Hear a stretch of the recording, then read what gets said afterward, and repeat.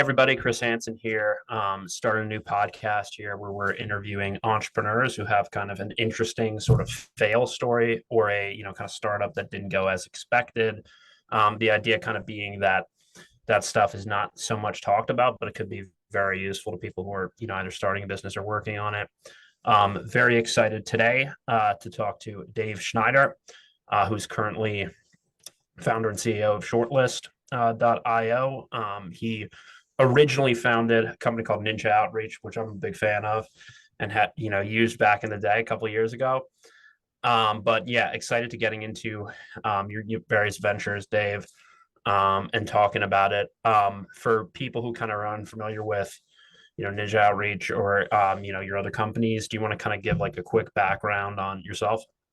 Yeah, man, thanks for having me on the show. Appreciate it. Have not been given as many opportunities as I would like to talk about failures, but I think it's a super important topic. There's a lot of success bias out there, and I have Sure. plenty to choose from. So, going back maybe 15 or so years, graduated college, started a corporate job in Washington, D.C. as a business analyst. Worked for 2 years, saved money to go travel with my girlfriend, and we basically became digital nomads. Nice. We went backpacking all around the world and did that for about 5 years. And it was during that time that I Wow. started doing digital marketing. I started NinjaOutreach. I started learning about websites, WordPress, content writing, SEO, like all the good foundational stuff. It was a real kind of accelerated period of growth and learning for me.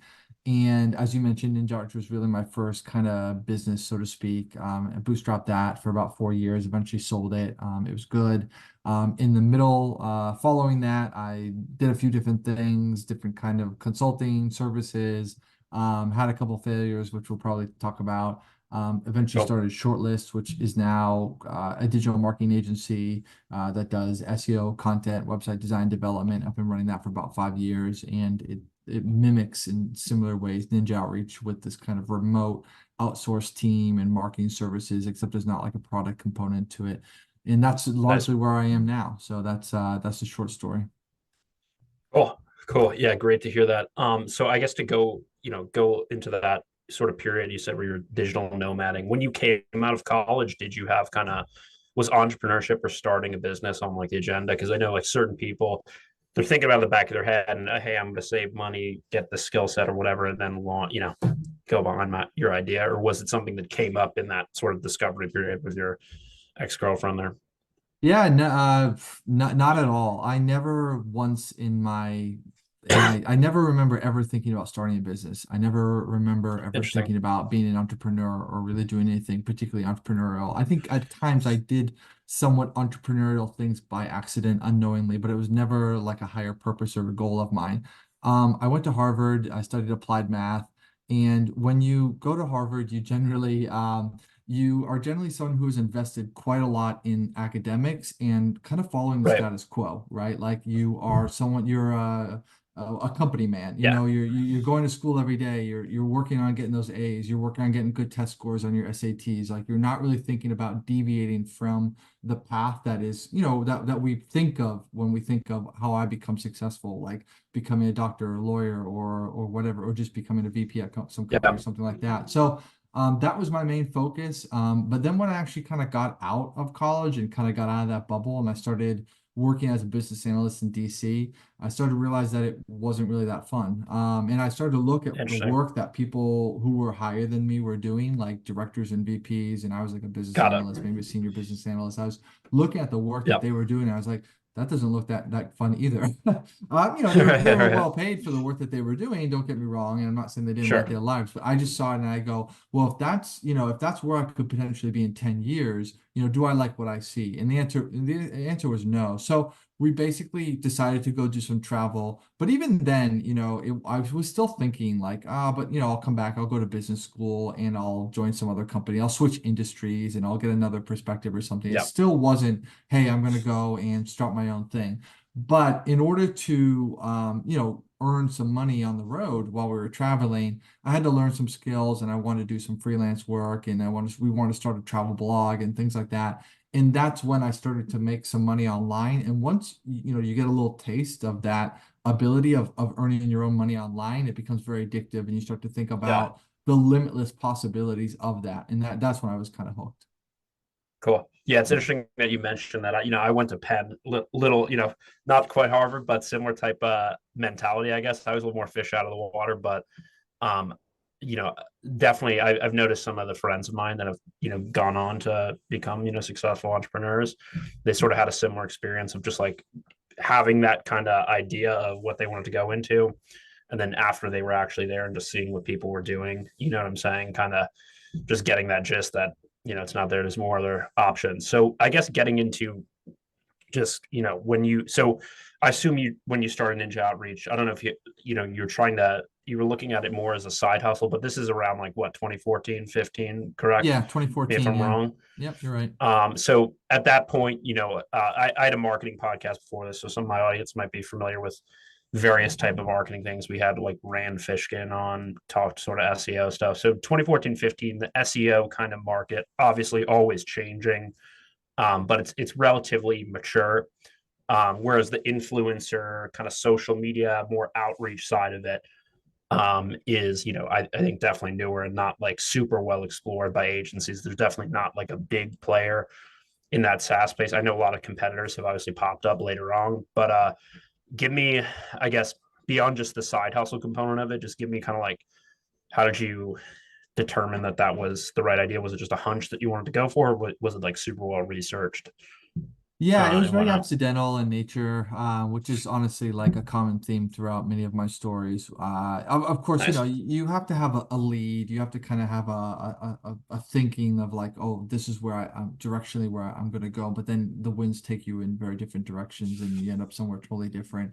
Mainly, I wanted to start a software business. That was like literally step number one. I said, I want to start a software business. I really want recurring revenue. This sounds great. I had been doing some blogging and we were kind of making money every month, but it was ups and downs and didn't really have like a real customer base. It was just sort of like people kind of came and went.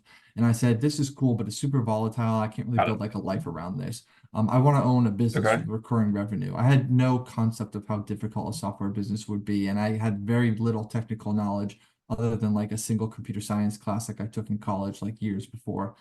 So in general, I was kind of thinking like, okay, this is where I want to go, but I don't have all the pieces together to make it work. I went on a Right. podcast kind of like this, and I was talking with this guy, Mark, and he's like, hey, me and this other guy are building this product in the content marketing space.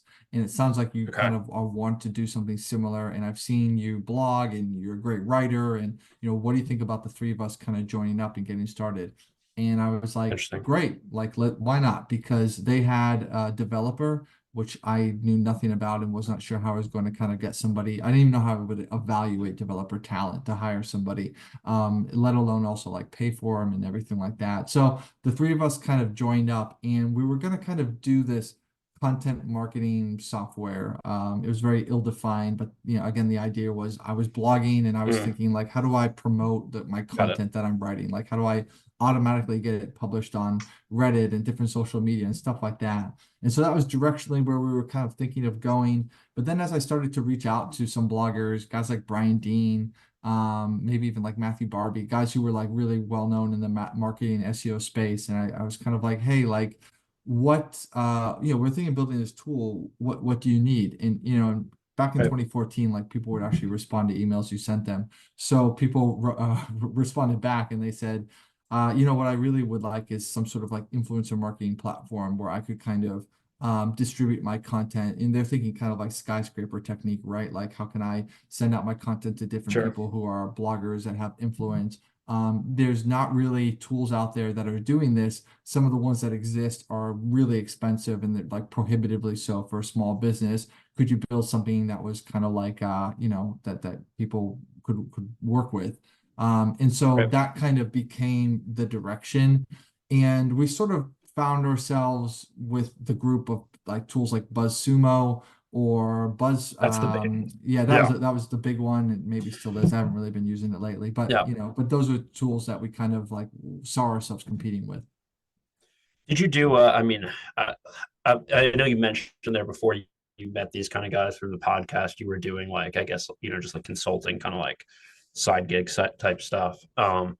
How like familiar were you with like the actual process of like reaching out to secure, like from like either a PR perspective or a backlink perspective, like the actual process of like securing that exposure after finding out like who ranks highly for a certain keyword or whatever type of reputation. um like had you run that the process that ultimately the Ninja Outreach customers like would use, did you had you run that process in your side gig kind of work? Yeah, yeah, to a degree. I'm always shy away from using the term expert. It's a super high bar. And I Sure. wouldn't say I was an expert, but Right. I was certainly familiar with content marketing, SEO, outreach. Maybe I had done it for myself or for some Got it. clients on behalf of different clients. I had set up, email campaigns. I had used some outreach tools and I kind of managed my inboxes, and so I felt a little bit of the problems. There was a little bit of a scratch your own itch there. But again, a lot of this stuff really, it does kind of come as you start to tiptoe into the space, you start building the tool and you talk with some potential customers, they tell you what you want. That ends up really defining the direction. Got it. Okay, cool. And then what your partners, were they similarly kind of minded? Yes and no. One of them was a developer, and so he was mainly about tech and tech stack and all that stuff. And he didn't really, he knew he had been involved in some marketing tech campaigns and things like that. And then the other one, Mark, he was more of a sales guy, so he'd be great like getting on a call and selling a tool to an agency or something like that. So there were some Sure. complementary skill sets there. But again, we were all really kind of new at trying to figure out like how to make this thing work. Got it. So I guess take me through kind of just like the first, obviously before kind of we'll talk about it eventually how you went on to sell it and whatnot, but like that first kind of year or 2 years, is your main focus like the product? Is it getting in these kind of agency sort of white label users who can like, spread the product around? Is it just kind of just stacking ARR? Like, what are you looking at, and how are you coming up, with that strategy? Was it from something you read? Was it just like your own kind of pontification, or how are you looking at the strategy as kind of the founder?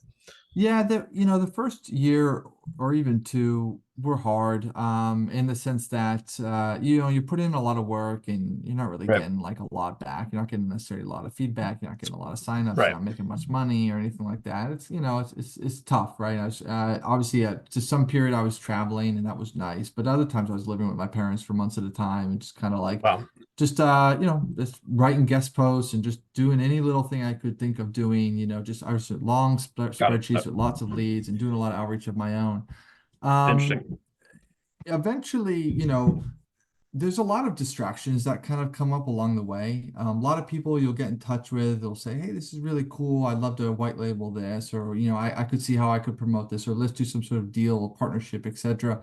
And a lot of that stuff just never really panned out. Just the conversations just went, they just sort of disintegrated. No one ever really became like this mega, distributor for us or anything like that. Sure.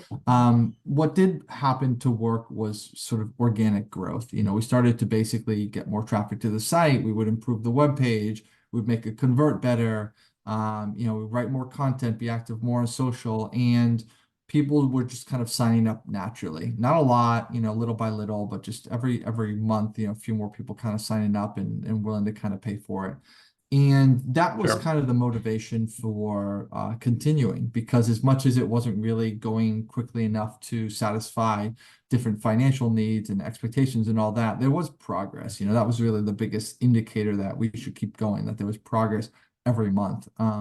And so that is kind of, what motivated us for a long time. And then eventually we hit a couple inflection points that really gave the business some more power.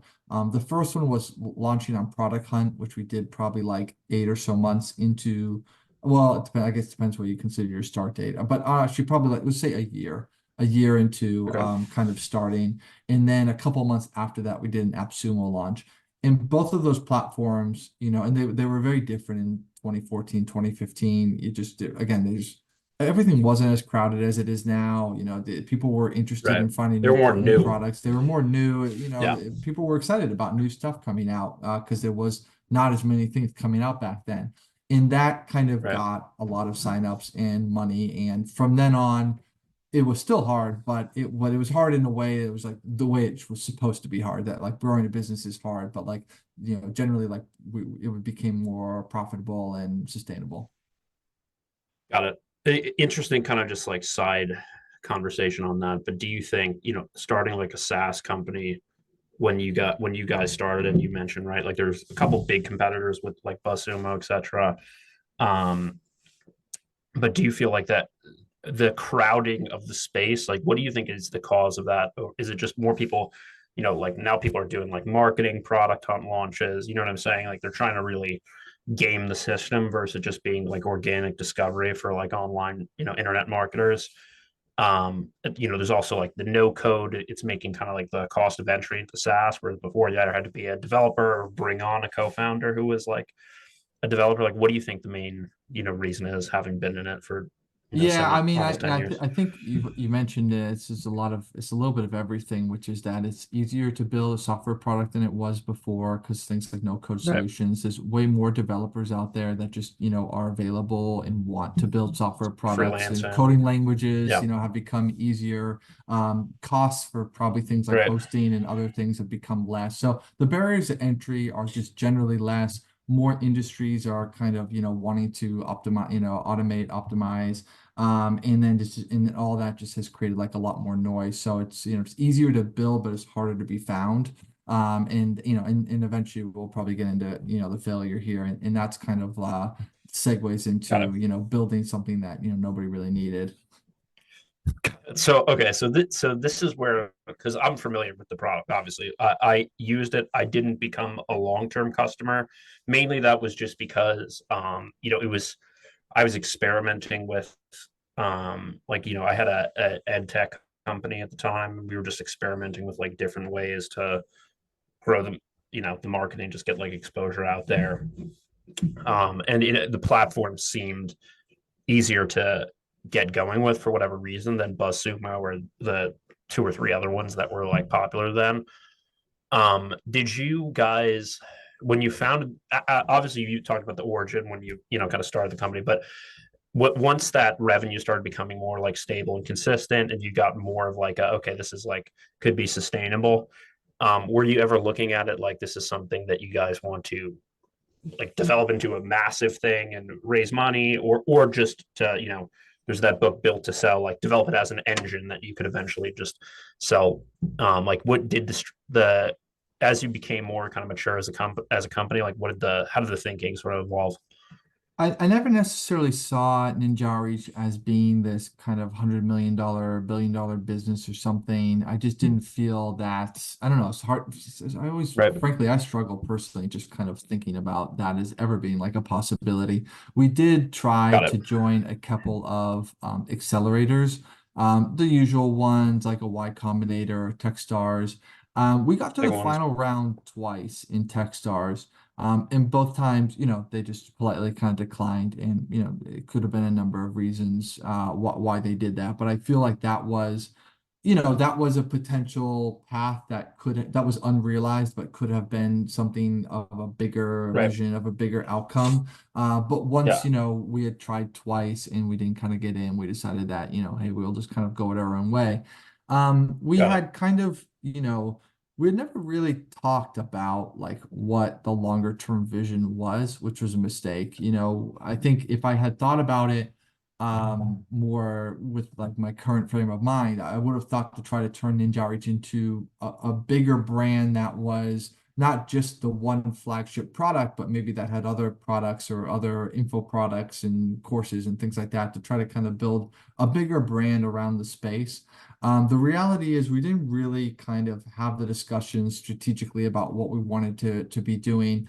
And without a plan in place, eventually kind of other external forces will start to make the plan for you. And that was Interesting. essentially that we started to kind of feel the pressure of selling. We felt the pressure of that so much of our assets and net worth was like tied up into this business. We felt the pressure of things like GDPR coming out and regulatory issues and the concerns Yep. that, hey, what happens if this business just like doesn't exist tomorrow? And, Yep. is this becoming bigger than we're kind of, capable of really handling? And so all of that kind of like fear and concerns and Got it. everything eventually started to push us in the direction of selling. And once you kind of start to go down that path, it's hard not to just kind of finish it, which is what we did. Interesting. Got it. Okay, so you weren't necessarily thinking about it. It was just sort of like it as a well-educated sort of founder. It's just in the back of your mind, and then some personal factors, obviously some factors with the market and whatnot, and that's how you guys kind of, I guess, like came to that decision together. Did just to for people who are like currently working on a business and might be in a similar type of situation. I have kind of two follow-ups for you. I guess one, did you ever consider, like, obviously the Techstars thing, right? You're thinking you go in there, you get some exposure, it's not just about the brand name and the money, whatever it's more about like you get that The network different kind and of view, and maybe there's other companies, right, that you can network with. So I totally get that and why you guys would want to do that. Did you ever think about like a pivot? Because I know it does seem like the business has pivoted, obviously after it has been acquired, but did you ever think about a pivot, or was there any conception of, was there any, did you have any idea for a pivot, I guess, or was that something that you just didn't entertain at all? yeah, we had some thoughts about a pivot. One of the things, honestly, we thought about kind of splitting the product into multiple products was probably the biggest thing that we ever like really considered. NinjaOutreach was this, if by our standards, it was kind of a large product that did like prospecting, outreach, and it was a CRM, each of which could honestly have been kind of its own product. Right. And in many ways, I always felt that NinjaOutreach was kind of decent at doing all of those things together, but not particularly great at any one thing. They were kind of better prospecting tools, better outreach tools. And that was always somewhat of Okay. a disappointment of mine that, it just wasn't really excellent in any one category. And so we thought about what if we kind of split them up. But honestly, just the weight of that decision and the potential to It's fail and to intense. not execute it right, Yeah. kind of to put the whole business on it. Like, Yeah. didn't have the confidence to do that, didn't feel like we had the know-how, didn't know if we had really the lead developer to execute it because we never really had a CTO. I mentioned that we had this developer that was joined us in the founding team, but he left after like 8 months. And then it was like me and Mark, and we were just marketing and sales dudes. And so the developers that we were working with were kind of hired. They were not like founding members of the team. And so all of that just kind of made it feel a little bit uneasy to try to be like a big pivot. And Dave, what year was that, like, that you're talking about now, where this is kind of going on, or I you're mean, it's having the probably like 2017, right? It's like a couple years okay. into the business. We have things going. Things are going reasonably well, and you've built like all these features and you've got all this tech and everything, and you're starting to get to this point of like, but you're running up against like headwinds and like churn and Yeah. things that are kind of telling you that that maybe the product isn't really like solving the problems that all the users are coming with like in a great Got way. it. Got it. Yeah, because I get what you're saying there, but I guess like just on a little to sidetrack a little bit away from just like the whole startup story, and I do want to get into like, do you have any regrets? What especially like now that you see like your kind of baby, so to speak, in different hands. But you mentioned like the GDPR, so like I had sold my previous company around this time, and I get basically not exclusively because of NinjaOutreach, but like I sort of the cold email stuff was kind of, something I always had success with. And I had the opportunity to like get involved in like a SaaS that later kind of became bigger in terms of like that space. So you were talking about like branching the product out. Obviously, you have like the backlink, the searching stuff, the more SEO type stuff, and then you have like the prospecting, the actual like outreach part of it. And you were obviously discussing it in terms of not just the GDPR, but like the amount of work and risk it's going to take financially to like develop that product, and then kind of go validate the market and I guess compete with that separate product. Um, did you ever consider just like sort of MVP testing it, you know what I'm saying? And like trying like some temporary revenue, or did you just know enough about that market from having done it for several years that you were like, this is just not going to be worth the personal risks to me and my co-founders?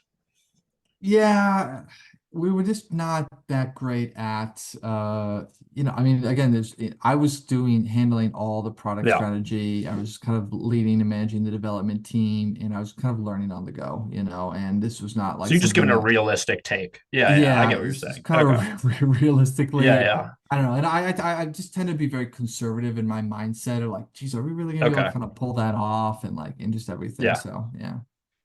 So in retrospect, would you say that that was, I mean, obviously in personal terms, like it was definitely the right move if all of you three of you agreed on it based on like wherever you're at in your personal life. But in retrospect, do you look at it as like the right business decision for that reason? In retrospect, it was probably not the right business decision. It's such a hard thing to kind of say because it's sort of like, am I looking through at the lens of the information of this is what I had at the time, or am I looking at it now with like hindsight's 2020? With the information that I had at the time, it probably was, it was a reasonable thing to do. Just kind of Sure. like, hey, there's a lot of unknowns, and I don't know if we're the right guys to kind of continue to take this on, and yada yada yada. A lot of reasons that I kind of already mentioned.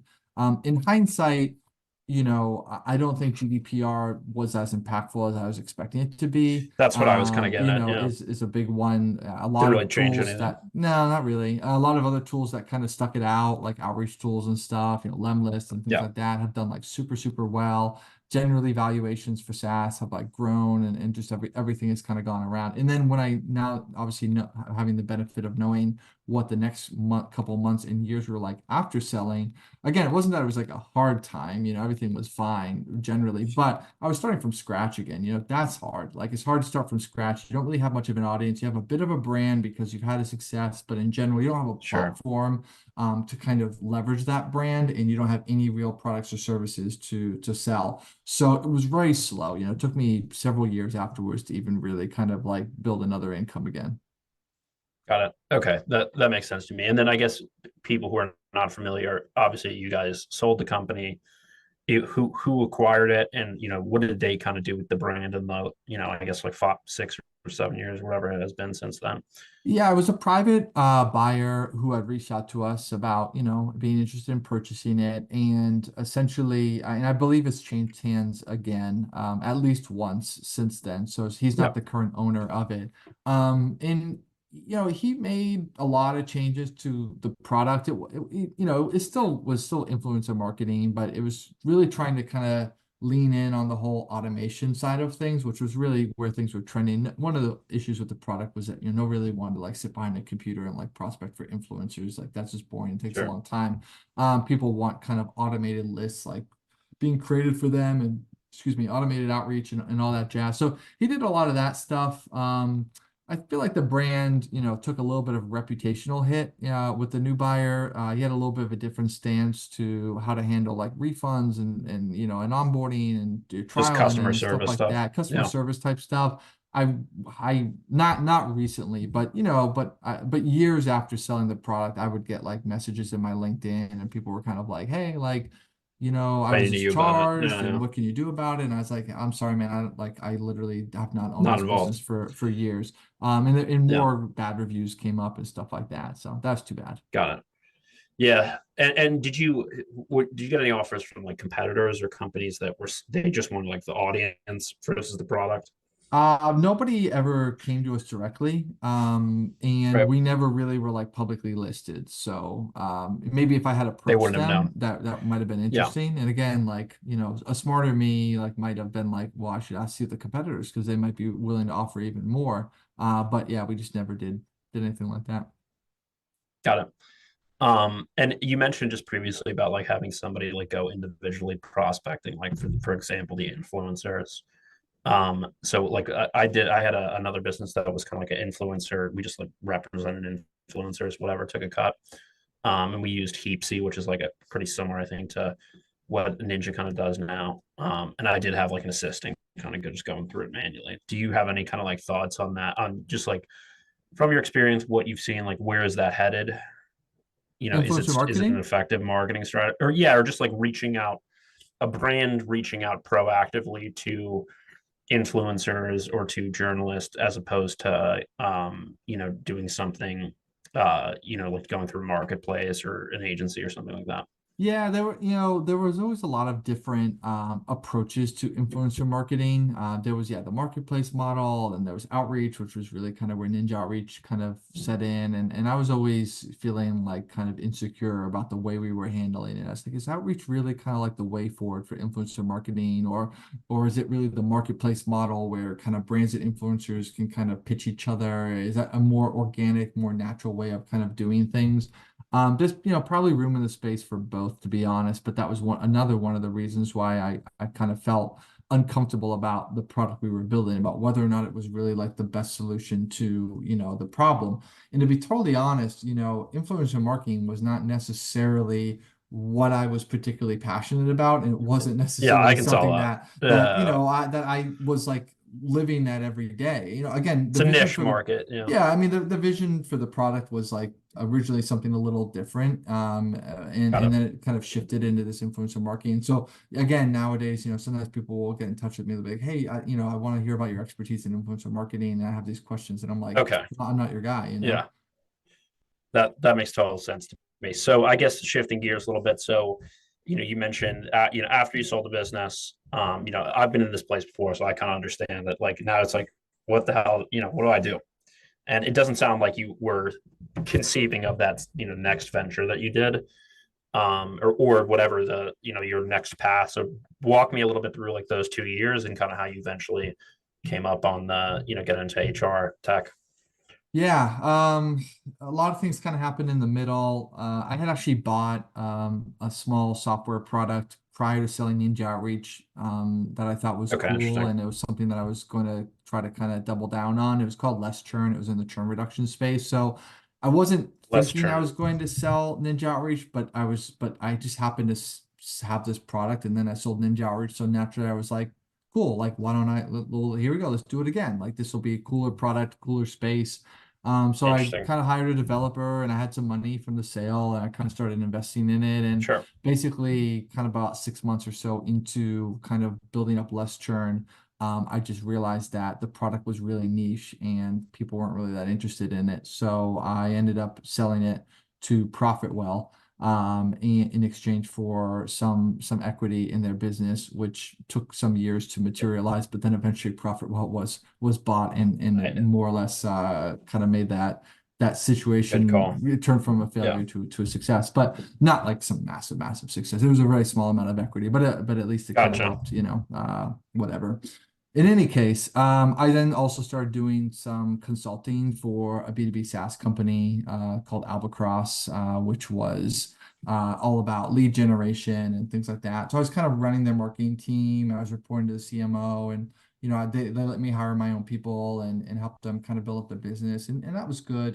Met some good people, got a little different feel for. They were like a funded company. They had investors, so it was a different style than Ninja Outreach. And so again, just kind of trying to execute on what I had learned, and used the Ninja Outreach playbook to help them grow their business. And I can't remember how long we worked together for, but maybe it was like a year and a half or whatever. It was a decent amount of time. And then eventually kind of parted ways amicably. And then I started Shortlist somewhere in the mix of that as well, which is the business that I mentioned at the very beginning. Again, the idea being that, hey, I'm doing all these marketing services for, Albacross, or I have my own products that I want to grow, like Less Churn. Like, why don't I just start a Might marketing as well lock it agency? in. Yeah. So that way I have the process, I have the people, I can get access to the services at cost, and I can always prioritize my work if I want to. And I just know that like I can trust the people that do it. So that was kind of the Nice. main impetus for starting Shortlist.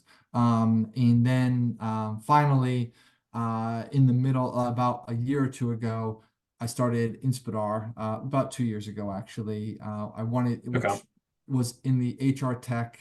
It was meant to be an HR tool for small businesses, where I felt like there was opportunity, because it seemed like there were a lot of tools that were like free and small that would maybe like integrate with Slack, but didn't really do much else. And then there were like a lot of high-end tools that were meant for like major corporations with lots and lots of people. But there wasn't anything for the 20 to 50 person business owner who had a lot of people to manage, but didn't have like a full-on HR department. So that was kind of the thinking of, hey, I think there might be an opportunity here. I feel that at Shortlist. let me see if I can build something that addresses this problem. And so that became like a side project that I worked on for the last 2 years while I was trying to grow Shortlist as well. Cool. So I'm noticing a theme here. You're pretty resourceful with, you know what I'm saying, with the strategic moves and I guess like turning the L's into wins. But I guess so the Inspirar, did it your experience, I guess, acting kind of like as a, I don't know, fractional CMO or consultant to these SaaS companies, did you sort of see, I guess, issues with these like employee engagement softwares or just employee engagement in general? Like, did it come to you from actually like observing it? Or like how did that kind of because you mentioned obviously what was it called, less churn. Um, you mentioned like how you got into that sort of on a whim, based on right, like just obviously knowing SaaS. So I'm wondering if you were like more kind of conservative about getting into this, third SaaS after the Yeah, previous two. with less churn, just for example, that was a product that we used at NinjaOutreach and I liked and we benefited from, and it kind of like Got it. saved us Okay, money. And then when you I got found it. out they Yeah, were selling, I was like, okay, well, I like this, I'm gonna buy it. I didn't know, like, again, cool. it seemed like a good idea, but I just couldn't get anybody to go for it. Yeah, And then when it came to Inspirar, again, I've never been creative enough to come up with lots of other like ideas for problems and solutions and things like that. I've always kind of scratched my sure. own itch. If I kind of have an issue myself, I'm sort of fingers crossed that other people do as well. And so that was kind of Inspirar. I was like, I had run NinjaOutreach, I had run Shortlist. There were these remote teams with like 20 plus people, and it always felt like it was lacking a little bit of and like organization of like where was the heart of the organization? Like, okay, we communicated in Slack, but like, where was like the heart of like culture and stuff like that. So I kind of wanted to build a tool that had that as part of it. But what I didn't do was really validate it among people other than myself, to make sure that there Got it. was a broader problem here. Got it. So I guess with that kind of product, it's a little more complicated in terms of like the user interactions than maybe NinjaOutreach was, because you have like different levels of the organizational hierarchy. I mentioned you previously. I've had clients that are like competitors. Was that the kind of difficult to navigate, just like in terms of like separating the different personas and trying to understand? Because obviously the decision maker is different than the person that's going to be using it just from like a sales and marketing perspective. That was definitely one of the difficulties. With Ninja Outreach, a single marketer could use that product. And so it was easier Freelancer, to whoever. market Yeah, to freelancers, SEOs, work agency, whatever. There was a large kind of market base, and you just were talking to one person, and the person you were talking to is the decision maker and then the one benefiting from the product. it's also like a Inspirar, clear value prop, right? it's a clear value prop. Yeah, save you time, Yeah, save money, all that jazz. Inspirar was a team app, and it basically you only got value out of it if everybody was on board and people were using it. And that is hard. It's hard to get one person to like actively engage in an app they sign up for. But imagine trying to get 20, 30, 40, whatever it is. There's not a lot of value unless everybody is taking surveys, filling out, engaging, all these different things. And again, it's, right. it's a similar type of thing where the decision maker is maybe the CEO potentially, but the person that's running it maybe is someone from HR or some sort of like culture manager or something like that. And so like you have two different people you're trying to talk to. And yeah, it just was hard to kind of get everybody on board. It was, even for people to basically like sign up and invite their team, which is like the most basic kind of first step for an app. It's like you sign up, you invite your It's a team, big, stuff happens. yeah, yeah, That's a big hurdle. A lot of people don't want to just invite yeah, 20 people to an app unless they know that like they're really committed to it. They're really going to use it. Otherwise you're just kind of burning like social yeah. cred. What did your team look like there? I mean, did you bring on anybody like to manage the customer onboarding process, like all those types of difficult questions that you're like how So much of that were you doing versus hiring people? Or I would have been doing a lot of it. There frankly wasn't a lot to be done because we didn't really get much traction. got But it. but I was down to do customer support, customer onboarding, to have sales Yep. calls, to do all that stuff. I had two partners who were all technical and developers, and they were responsible for product exclusively. We just didn't get enough traction for those roles to materialize. Sorry, Got it. I just need to plug in my computer. I'm sorry. Do you mind if I do that? Go ahead. Sorry Let me about that. pause and Yeah. yeah. Cool. So I guess so that makes sense to me. I mean, it seems like you're a very like overall sort of like DIY type of guy. That would that be accurate? Yeah, I'm a bootstrapper for Um, sure. so it interestingly enough, so you have the agency, you started the agency, I guess, before starting Inspirly. Um, did that walk me through that a little bit? So obviously very, shares a lot of similarities in terms of the market, I imagine, or in terms of the actual like service with Ninja Outreach, but how did you like being somebody who's more DIY, obviously in an agency, you're selling like human, what human services. So they have to kind of, you have to have a hierarchy, you have to outsource like a ton of work. Like, how did you sort of manage that being somebody who's, you know, very much in the weeds with clients and whatnot? Yeah, I mean, to be fair, I honestly am a big proponent of outsourcing and delegating. It's just that it's always with Okay. respect to kind of where the business is at. You know, with Inspirar as a new business, I always feel like it's my responsibility to kind of be the one to get things off the ground, kind of to learn the Got it. ins and outs before I bring somebody on to do the work in my place. Also, we were kind of working off of, a more limited budget, so that's kind of why I was more DIY in that Yeah. case. With shortlist, that is very much about delegation, outsourcing. Right now, that's a team of 20 or so people. They're all pretty much located in Macedonia. They are handling a lot of the Great services. country. It is a lovely Yeah. small country, former Yugoslavia. And I'll do sales calls, I'll talk with clients, I'll do more internal operations and review work and things like that. But I'm not really executing client work day to day. That's not really Yeah. my goal. Got it. Okay. Yeah. That makes sense to me. I mean, I just going back, it's interesting you mentioned Macedonia, I guess, right? Home of Alexander the Great.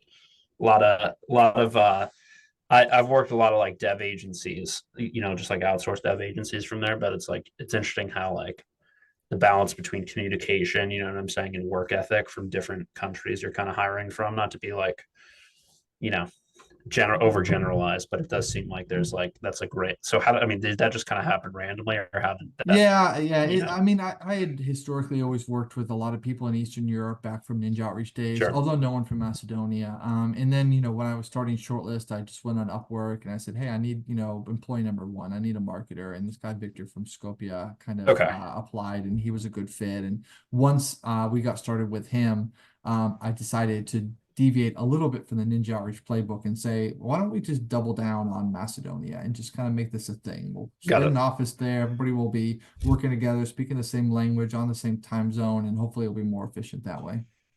Is that your overall hiring strategy, which is just like, because it's something that I've done in the past with a couple of companies, which is, Upwork gives you like the broadest reach in terms of, like the people who are applying to it. You can see their backgrounds, past projects, portfolio, whole deal.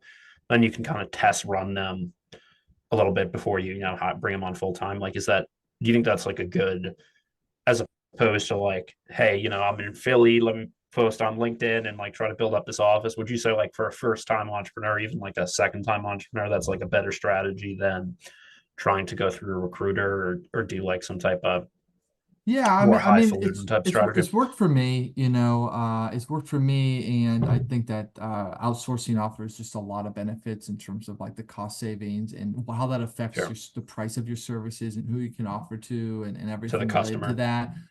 There are other aspects of growing the business, and what it means to work with an outsourced team that need to be taken into consideration, which is to say that Yeah. like I don't really have any colleagues nearby, right? If that's something that, and it would be nice to, I guess, from time to time, but the benefit for me, the benefits outweigh the cons. I gotcha. But if Yeah, you're yeah, someone yeah. that really So wants that's to fair kind of, enough. you know what I mean? It's different. Yeah. Got it. Okay, cool. So then one quick follow-up on that, which is so my agency was the price point was kind of similar. Obviously, we didn't do SEO or backlinks or anything like that. Did you how deep is like the service versus the account management?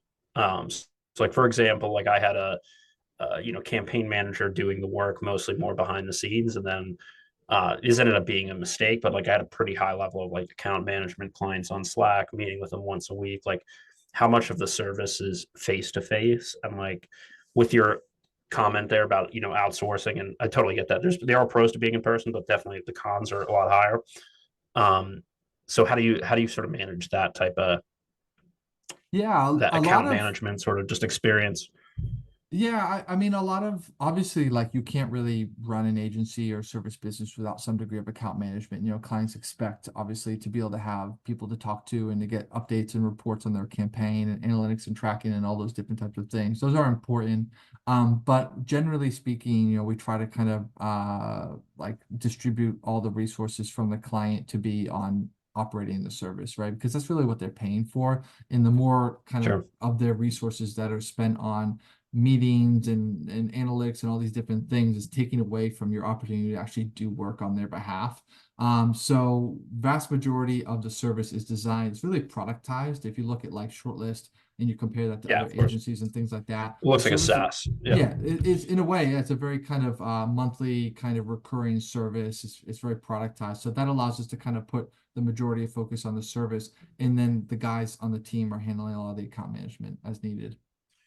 Got it. So, walk me through a little bit of like, I looked through like some of the case studies, whatnot. Walk me through the funnel. So obviously, like you could, you know, most new businesses are going to need like a website. You know what I'm saying? Or they're going to need like that sort of basic branding stuff before they do any SEO. So, like, what's your target customer like? How do you bring them in the funnel? Is it kind of like a sequential thing, or do you have separate personas that you're going after? Yeah, and the funnel is something that even to this day, like 5 years later, we're still kind of working on optimizing to be better because you're right, which is to say that like somebody might come in needing a website, and then naturally the next step is maybe like content strategy, and then they're gonna need like Right. SEO and links and things like that. And that should be the way that it kind of works, but it doesn't always like that. Businesses come in at different stages and they need different Sure. things, and then we kind of put them where they're needed. A lot of our the way Shortlist presents itself right now is very much focused on SEO and link building. So that is often why people kind of come to us. So there could be different brands that they usually already have a website, they usually already have organic traffic, they usually already have content, and they're looking to kind of boost it with some SEO and some link building. That's a very common persona that we deal with. Occasionally someone is a very new business and they're looking to kind of get off the ground. So they'll ask us Nice. about, link building and stuff like that. But many times we'll turn those companies away because honestly, we can't really effectively get them ROI. And so it just isn't really a good fit. That said, lately we've been shifting a lot more towards trying to work with other agencies in a white label capacity. So if you're an agency and you want to offer the services that we offer in-house, you can white label ours and we'll kind of handle everything on the back end and you'll handle more of the client management relations. Got it. Okay, cool. So I guess follow-up question on that. So kind of when I got into the agency thing, I was like, I think less further along than you are. I think I'm a bit younger. The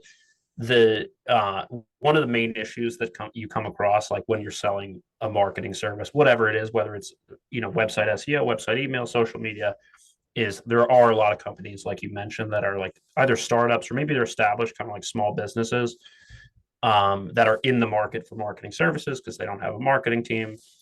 But their product, there's something with the product, something with the branding. You know what I'm saying? Like the ROI is not going to be as big as what you want to sell them. So how do you sort of manage? Because that's a big mistake that I've made, which is just like what I'm saying. Like you're overly optimistic about it. So like how do you kind of evaluate that? Like what the actual outcome is, because most companies they don't know anything about SEO, right? They only know what sort of you're explaining to them. So how do you kind of manage that, or like how do you assess that? Is there like some technical process that you have from just like years of doing it, or is it just a gut sort of feel? Yeah, it's tough in the same way that you've mentioned it because a lot of companies don't really understand SEO. They kind of think or feel that they need it, and sometimes they do. But in any case, if they don't really understand a lot of what is actually being done and what the goals of the campaign are and how to measure the results and things like that, then it makes it really hard to make them as a customer.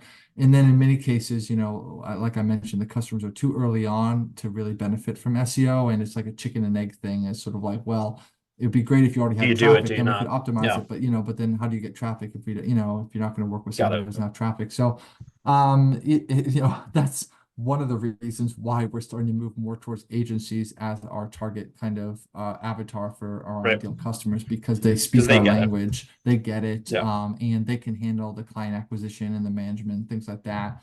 So I hate to say that sort of my solution to that is just change customer basis, but that is part of it. Right. For But the that's a better other move, ones probably. that, the ones we do, just try to set clear expectations, and it's kind of the best you can kind of do. Do you get a lot of, I mean, how, and tell me if we're going too into the weeds here, but, again, like I do, a lot of people, I think, are a lot of people get involved in agencies, right? Because that's, sort of, it's, I think, a quicker entrepreneurial path than like a SaaS company, obviously. For sure. Um, and you can bootstrap it easier. But to a certain degree. But how how detailed are your contracts and your like proposal kind of like onboarding period? How often are you dealing with like scope creep on those price points, or people kind of haggling you like they want to, you know, 200 backlinks, or what I'm saying? Like, how often do you run into that as a percentage of your client base? Yeah, I mean, our contracts are close to non-existent. Got And it. generally try to work without them. And the whole, again, a lot of the concept with shortlist was sort of like, hey, how can we make agencies sort of like likable again? Which is like So it's month to month. it's month to month, cancel any time. Okay. If you don't want to work with us, just leave, it's fine. I don't like kind of like holding on to somebody's foot while they're trying to run away. Got it. But we do put a lot of effort into our onboarding presentations and the sales pitch and our analyses and everything like that. And I've looked at other agencies and what they kind of do, and I think ours is as good as Oh, many of the no. ones I've seen. Got it. We do get negotiations from time to time. It's not all the time. It happens occasionally if somebody is considering like a larger than average volume. Some people, it's just kind of their personality to barter and negotiate. But for the most part, people will kind of take or leave our offer as is. Got it. Got it. Okay, that makes total sense. Do you find people come, like, do you have a couple like one-time ticket items? It happens, yeah. Or does that operate more as an upsell or something that people come in on as like an entry point? Some of the things that are kind of one-offs could be like a technical audit, or audits, right? Like Sure. auditing the website for performance, user experience, things like that. The hope is that audit will lead to work to be done, that we will identify problems and then people will hire us to do them. Sometimes they do, sometimes they don't, but Got it's it. meant to sort of be a way to just get the conversation started. Cool. Cool. What have been, I guess, like the biggest, if you're comparing this to your previous SaaS companies, what have been kind of the biggest differences, or, the biggest challenges? The shortlist has been a lot easier to start and grow. It was, and that's not to say Got it. that it's been like a massive success or that it was great from day one, but just in general, I mean, with NinjaOutreach, I put like everything on the line, like all my savings, everything I had, I kind of put into that business in the hopes Right. that it would work out. I was, like I said, living with my Got it. parents, like kind of just draining my savings every month, paying for developers, kind of hoping that one day Understood. like this is going to work out. Luckily it did, but it could have just as easily not. Shortlist was never like Sure. that. It never was like this big financial drain, this stress, kind of everything like uncertainty. And just generally have more confidence Profit in, first type profit first philosophy. type of thing. Yeah, Yeah. exactly. Pay yourself and that type of stuff. Yep. So, in that sense, it's been generally less stressful. There's less kind of concern about the industry and where things are going. I mean, there are some concerns, don't get me wrong, with like generative AI search and AI and stuff like that. But in whether or not backlinks are still going to be a priority, like don't get me wrong, I can always come up with some sort of existential crisis if I need to. But in Sounds general, like like it. it's yeah. But in general, it's been cool. But then in other ways, there are a lot of similarities. Like it's this outsourced team, it's this cool culture, it's remote team, and just trying to optimize and get better, make a better website, put out better content, learn more about the industry, make more connections. A lot of the same stuff kind of being done. Right. You think back, I guess further follow up on that is, do you think backlinks are going to be as big of a deal for in, like 5, 10 years, or is it for, could you see it being big for like just certain industries, or you think it's pretty big for everybody 5, 10 years still? I doubt it. I just, Yeah, I mean, if sort of, if you sort of ask me anything, like, do I think anything is going to be status quo like 5 or 10 years from now? I mean, my answer most likely is going to be no. And so backlinks it's I going would to change. include in that. Got it. But that's not the case now. And everyone like is going to have to adjust. We're going to have to come up with what something is big. Something will always be big, right? There will always be something that is an important factor in whatever you're trying to achieve. That can never just be nothing, right? So we just have to identify Got what it. that is and change our services. Got it. So I guess, further just agency question. So obviously like the reputation management like is a big thing for an agency like the G2 Crowd, Clutch, Trustpilot, Google, etc. Do you find like what's your kind of, are you highly diversified in terms of your inbound marketing channels? Is it mostly like a referrals thing? You're the SEO sort of kingpin. Like, is that kind of the thing? Is it cold? Is it like, what are your preferred methods of attack for like bringing in clients? So in the early days, it was a lot of outbound and a lot of referrals, Got it. like word of, little referrals, a little word of mouth. My business partner at Shortlist, it was reasonably well connected. We'd go to different conferences and was kind of good at starting conversations and mentioning what we were doing. He would refer people. We were a little bit of like a shoemaker's dilemma where we weren't really investing in inbound for a long, long time, which is weird as an inbound marketing agency that we weren't really prioritizing it, but sometimes it just kind of happens like that. Lately that we have been trying to focus more on that. Beginning was primarily cold outreach, referrals from my business partner who's relatively well connected. We'll go to different conferences, meet people, strike conversations. We've been trying to work on our inbound a lot more recently. I had a bit of a shoemaker's dilemma where we weren't really kind of doing a lot of inbound marketing, even though we're an inbound marketing agency. But I had just kind of grown tired of, I had kind of burned out, I think, with NinjaOutreach. I just burned out on like creating content and things like that. But now I feel more rejuvenated after a few years. So I've been doing stuff more on LinkedIn. I've been blogging. I got a podcast. And so all that, I think, hopefully will make that channel more robust for us going forward. How big was that, or how big of a priority was it just like doing a personal brand? You know what I'm saying? You see like a lot of SaaS founders and stuff, they're shouting in the camera. Like, how big of that is that for you, or something that like you've thought about in your So career? in terms of how big of it is it now, I would say zero, which is to say that like, yeah, you're not really going to see me like holding like a bag with money on it on YouTube, talking about like all the ways to make, $1 million, something like that. That's not really been Drop my shipping. thing. Yeah, exactly. Yeah, it's not, Yeah, I don't know. I've tried to err more on the side of like authenticity. But I will got say it. that I do think a personal brand is super important, and it's one of the main oversights that I think I've kind of overlooked over with in my NinjaOutreach days. And when I mentioned that I like Yep. sold this business and then you kind of have nothing, like it was because I never really Right. taken the time to build up a Build a personal personal brand, brand. you know. Yeah. Is there anybody you look at like a creator or another entrepreneur as like kind of doing that personal branding the right way, sort of between ventures? I mean, a guy that I've always kind of really looked up to would be like Rob Walling, who does microconf. Okay. He does all the kind of he has his accelerator now. It's called Tiny something, Tiny Seed, I think is what it No, is. you're And familiar. Yeah, yeah. yeah, he's had Drip and all this other stuff. And it just is a part of this podcast startups for the rest of us. I just feel like he's been a great contributor to the space, but always real like authentic. Cool. Cool.